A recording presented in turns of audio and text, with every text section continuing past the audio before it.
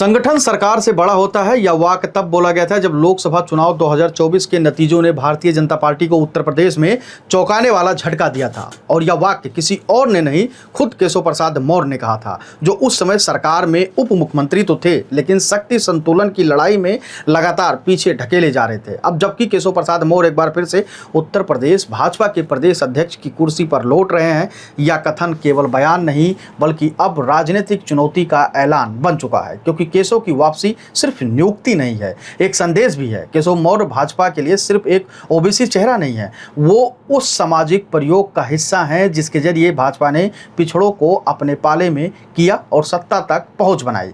लेकिन सरकार में उप मुख्यमंत्री रहते हुए भी योगी आदित्यनाथ ने उनके महत्वपूर्ण विभागों को धीरे धीरे अपने अधीन कर लिया था। कहा यह जा रहा था कि उस समय उस विभाग में बड़े भ्रष्टाचार हो रहे थे। यह वो दौर था जब सत्ता भले साझा थी, लेकिन नियंत्रण पूरी तरह मुख्यमंत्री योगी आदित्यनाथ के पास था। अब सवाल उठता है कि क्या संगठन की ताकत के सहारे केशव योगी पर शिकंजा कस पाएंगे? तो इस सवाल का जवाब भी आप जान लीजिए। भले ही अमित शाह ने केशव को प्रदेश अध्यक्ष बनाकर एक संकेत देने की कोशिश की हो कि सरकार पर संगठन का वर्चस्व बढ़ाया जाएगा, लेकिन योगी आदित्यनाथ वो नेता नहीं है जो राजनीतिक दबाव में झुकें, चाहे वह टिकट बंटवारे का मुद्दा हो, प्रशासनिक नियुक्ति हो या फिर विधानसभा चुनाव की रणनीति हो। योगी अपने फैसलों में पूरी तरह स्वतंत्र रहना पसंद करते हैं और यही बात भाजपा की आंतरिक राजनीति में अक्सर टकराव का कारण बनती है। यह भी ध्यान देने वाली बात है कि योगी आदित्यनाथ के पीछे स्वयं संघ प्रमुख की नैतिक समर्थन भी मौजूद है। यही समर्थन उन्हें स्वतंत्रता भी देता है और राजनीतिक सुरक्षा भी। संघ के मौन समर्थन के चलते योगी केंद्रीय नेतृत्व के चालों के आगे भी पूरी तरह दृढ़ता से खड़े रहते हैं। अब यूपी की राजनीति में साफ है, संगठन और सरकार के बीच संतुलन की जगह संघर्ष की संभावना अधिक हो गई है। केशव मौर्य संगठन के जरिए भूमिका और सम्मान की पुनर्स्थापना चाहते हैं, वहीं योगी आदित्यनाथ अपनी निर्णय क्षमता और अधिकार क्षेत्र से किसी भी प्रकार का समझौता नहीं करना चाहते। इन दो धाराओं की लड़ाई भाजपा के भीतर नीति और नेतृत्व का पुनर्संरचना का कारण भी बन सकती है और चुनौती भी। अब इस पूरी खबर का निष्कर्ष क्या है तो वो भी जान लीजिए। आगामी उपचुनाव और 2027 की ओर बढ़ते उत्तर प्रदेश के रास्ते में यह देखना दिलचस्प होगा कि क्या केशव संगठन के बल पर योगी पर प्रभाव डाल पाएंगे या फिर योगी संघ और जनता के भरोसे से पार्टी के भीतर भी अपनी स्थिति को और मजबूत करेंगे। संगठन सरकार से बड़ा होता है, यह कथन अब केवल सैद्धांतिक नहीं बल्कि भाजपा की उत्तर प्रदेश इकाई के भविष्य की दिशा तय करने वाला मंत्र बन चुका है। क्योंकि जैसे जैसे उत्तर प्रदेश का विधानसभा चुनाव करीब आएगा, ये लड़ाई और भी तेज हो सकती है। क्योंकि केशव ने पहले ही कह दिया था, जब लोकसभा का चुनाव खत्म हुआ था, आप याद करिए, हार पर मंथन हो रही थी कि कौन इसके हार का जिम्मेदार है, क्या कुछ कारण रहा कि भारतीय जनता पार्टी 33 सीटों पर सिमट गई। उस बार ये बात चल रही थी कि आखिर क्या कुछ हुआ, ऐसी क्या स्थिति बनी कि भारतीय जनता पार्टी को करारा झटका लगा। उसी बीच केशव प्रसाद मौर्य का एक बयान ये आया था कि संगठन सरकार से बड़ी होती है। उनके इस बयान को लेकर खूब सियासी गलियारों में हलचल मची थी।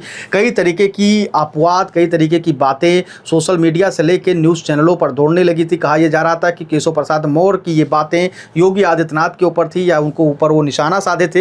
हालांकि केशव कभी खुलकर कभी मंच पर नहीं आए कि उन्होंने कहा हो कि योगी आदित्यनाथ के बारे में कुछ ऐसा या वो मुख्यमंत्री बनना चाहते। उन्होंने हमेशा पार्टी और नीतियों की बात कही है, लेकिन अंदर खाने की बात ये रही है, वो चाहे तमाम लोग हों, ये हमेशा से कहते रहे हैं कि अंदर खींचतान है, और तभी केशव ने ये बयान दिया था। और अब जब केशव खुद प्रदेश अध्यक्ष होंगे, संगठन के सबसे बड़े पद पर होंगे, तो कहीं ना कहीं वो इस बात को एहसास कराएंगे सूबे के मुखिया को कि सरकार से बड़ी संगठन है और संगठन ही जो चाहेगी वही उत्तर प्रदेश में होगा। यानी कि 27 का चुनाव जैसे जैसे करीब आएगा, बीजेपी में ये लड़ाई तेज हो सकती है। कहा यह भी जा रहा है कि टिकट के बंटवारे को लेकर केशव प्रसाद मौर्य अलग रणनीति अपना सकते हैं प्रदेश अध्यक्ष के पद पर रहते हुए, क्योंकि जब चुनाव होता है विधानसभा का तब मुख्यमंत्री और प्रदेश अध्यक्ष और कई मंत्रियों से प्रत्याशियों की लिस्ट मांगी जाती है, और उसमें अब सबसे ज़्यादा सुनवाई प्रदेश अध्यक्ष के तौर पर जब केशव प्रसाद मौर्य बैठे होंगे तो केशव की जो केंद्र नेतृत्व है, शीर्ष नेतृत्व है, वो बात सुनेगी